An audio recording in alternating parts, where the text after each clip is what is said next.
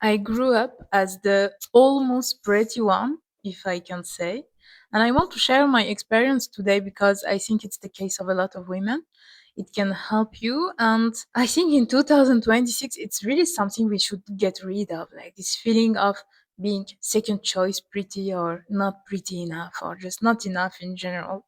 So I grew up like this, and I will share after that maybe two experiences that I had, for example, that made me feel like that. And it's the feeling of not being even ugly enough to be noticed, just simply invisible, chosen only when there is no other option. And it can seem like a vanity one, like you want to be pretty. Why do you want to be pretty? It's not important to be pretty. But I realized it's a very deep attachment wound actually. And it can be very interesting to work on it and get rid of that. In 2026, we don't have a time for that anymore, okay? So let me share first two experiences that I had, at least the ones that I recall, that made me feel like that, so you understand where it comes from for me and maybe you can relate. So the first experience that I can remember was an experience with my aunt, the sister of my dad. She was and she is still a woman that I really loved. That was for me like a second mom, that I could really talk to. And so she was the first one that I expressed when I was a teenager. My feeling that all the girls are so pretty around me, and I don't feel like I'm pretty enough. So I remember telling her, I trust you. So I really want to know. Like, I'm not looking for, oh, you're pretty, you're so pretty. Don't think about it. I'm really looking for the truth, and I want you to tell me, am I pretty or not? Like, the truth is really important to me, and I'm not mad at her because I literally told her, like, tell me the truth. So she did. She did tell me her truth in that moment, and she looked at me and she said, you know, I don't want to lie to you, and you are looking for the truth, so I will be really, very honest with you. You are not super pretty, but you are not super ugly either. And oh my god, I wish I never asked that question because that sentence stayed in my head for so many years until even very recently. You are not that pretty, but you are not that ugly either. And she thought that it was a good way to put it. Like, I would think that, oh, I'm not ugly, so it's a good thing, but it haunted me. This feeling of, oh, I'm actually not even ugly enough to be noticed. I'm just a not that pretty girl. And the second experience I had was with a man, shocker. I had like a very good friend in at the university when I was studying chemistry. If you didn't know, I was a first a chemist engineer, and I had a lot of guy friends in that moment. So I had this guy friend, and we were spending a lot of time together. We were really enjoying each other's presence and having fun and laughing and having a little bit of the same taste in music or these kind of things that you share when you are at this age. And I remember him falling in love with me a little bit. A little bit is a good is actually a good term for what happened. And uh, it was the time. Maybe you didn't even know that time. Maybe I'm getting too old, but it was a Facebook time. So we were talking a lot with our friends on Facebook in that moment. For some reason, at night we were going to Facebook and like chit chatting with our friends there. And I remember opening the conversation with him, hoping for something like, hey, what's the class tomorrow? I'm sick of this teacher or that, like our usual conversation. And it was something totally else. And he started telling that I feel that we have something special and I want to date you and I really like you and blah blah.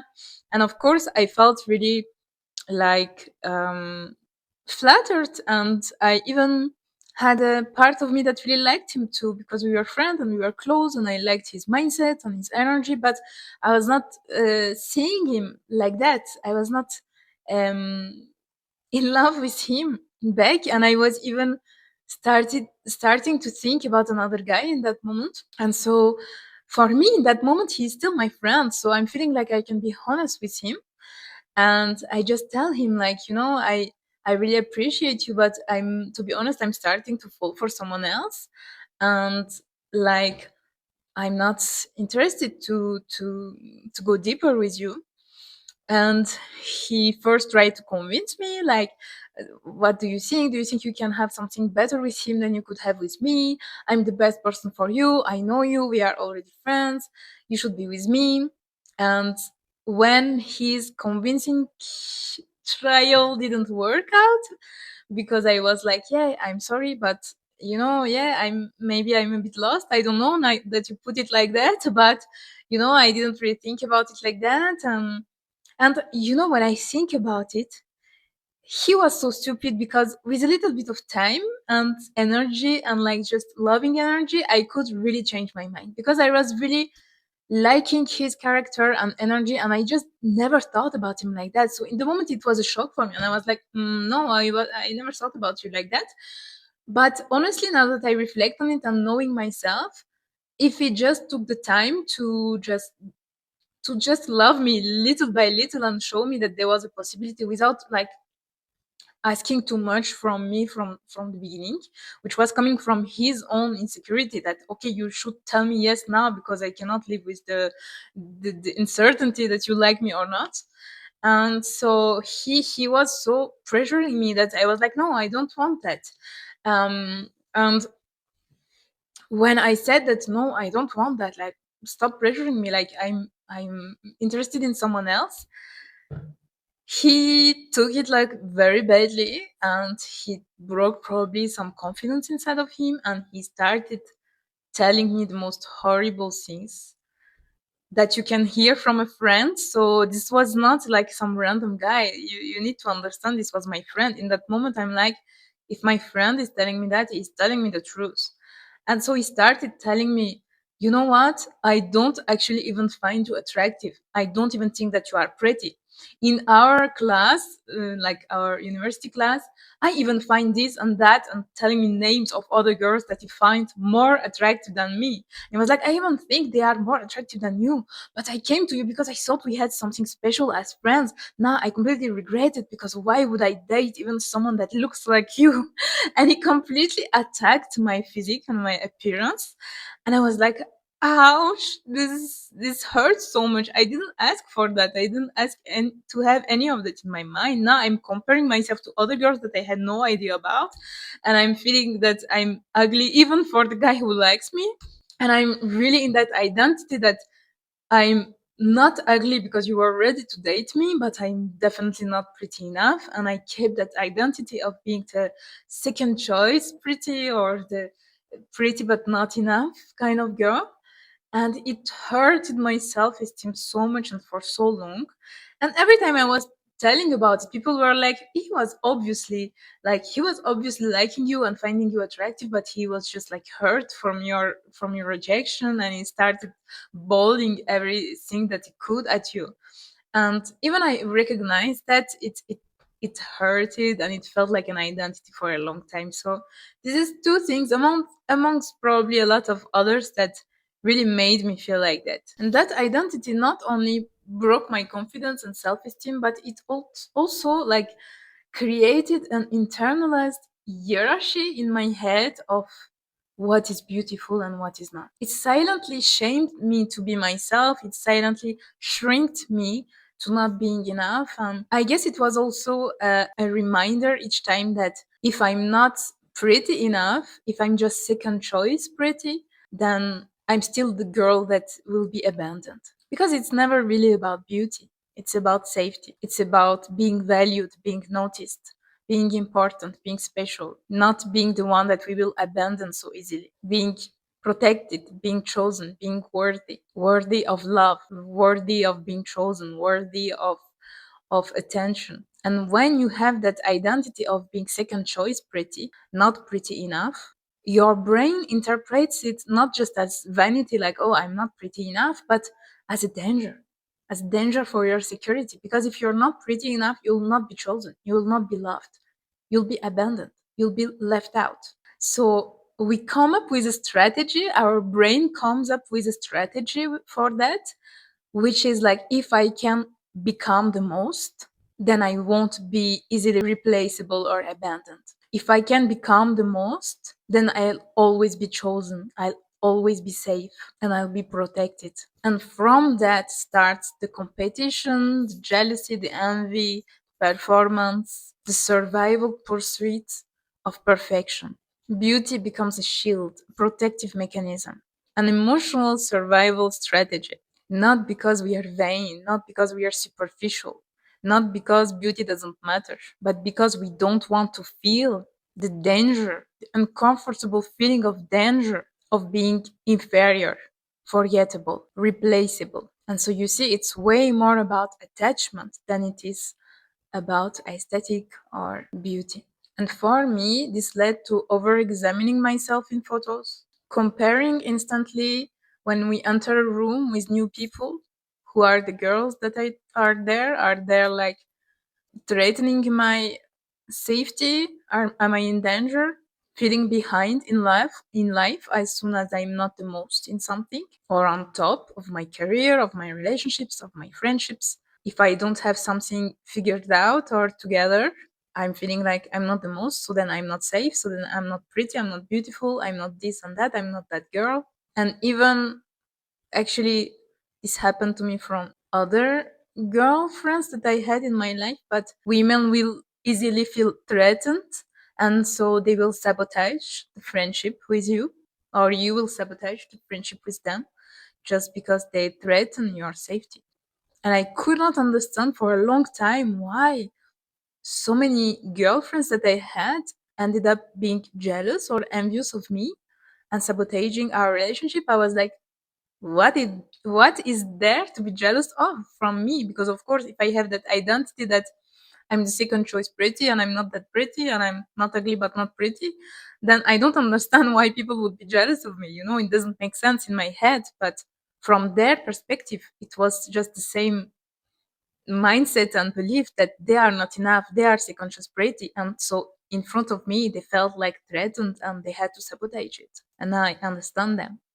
I don't validate it. I don't validate what they did also sometimes from that feeling, but I can understand it. So if you recognize yourself, if that's you right now, if that's how you feel, the only thing you should realize is that this identity that we created in our mind of second choice pretty, however you call it, like not enough pretty, not pretty enough, not ugly but not pretty, invisible woman, woman of the dark. It's not a reality because there is no such thing. You are currently as beautiful as some other women who are singing or being in front of magazines, who are walking the runway, being elected as Miss in their own country. You are as beautiful as other women who are getting married right now, who are being loved and chosen and protected and safe. This identity was just a coping mechanism for you. It helped you for a while. You can thank it, but you can also let it go. Your nervous system was just trying to make sense and peace with the fact that you were abandoned at some point, or that you felt abandoned at some point. And your brain created this reason that felt logical for it and kept clinging on that yeah, it's because I'm second choice, it's because I'm not enough, it's because I'm that not that pretty girl.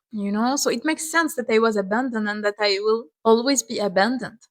And so you confirm your own belief. And even the experiences that I had in my life around feeling like that were all confirmation that this is why am I abandoned. So it's logical. It hurts, yes. It's painful, yes, but it's logical. And your brain always prefers logic than any emotion. It's better when it hurts, but it feels logical and true because your ego is then happy. So say it with me. This identity is just a coping mechanism trying to explain why I was abandoned or I felt abandoned. But it's not the truth. I am as beautiful as any other women who are currently doing so many things with their life and their appearance and beauty and face and body and energy and everything. Look at the cover of magazine, look at the TV, look at the internet, look at Don't look at internet. Everything is fake on the internet. Look at YouTube, look at people on the street, look at people getting married, look at all of them, and realize you are as beautiful as all of those women doing all of those things. There is no hierarchy in beauty. Everyone could be beautiful, and people would still abandon sometimes, because being abandoned was not your fault, was not from something that was missing from you. You were abandoned by someone who was already thinking that he is not enough for you. This want doesn't belong to you. What you need is to stop relating to that identity. Embody differently. Refuse it. Interpret things differently. Create a new logic for your brain. You were not abandoned because you were not enough. The person who abandoned you felt himself not enough for you.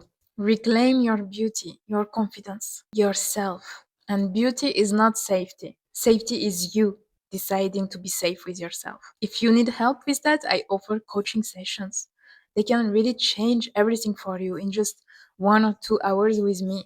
It was the case for all of my clients. You don't need to become the most in anything. You just need to allow yourself to be safe and to be whatever you want to be for you as you. You were never the not that pretty girl. You were never the second choice pretty girl. You were just trying to survive. But it's time to leave survival mode and to learn how to live now. Babe, you got this. See you in the next one.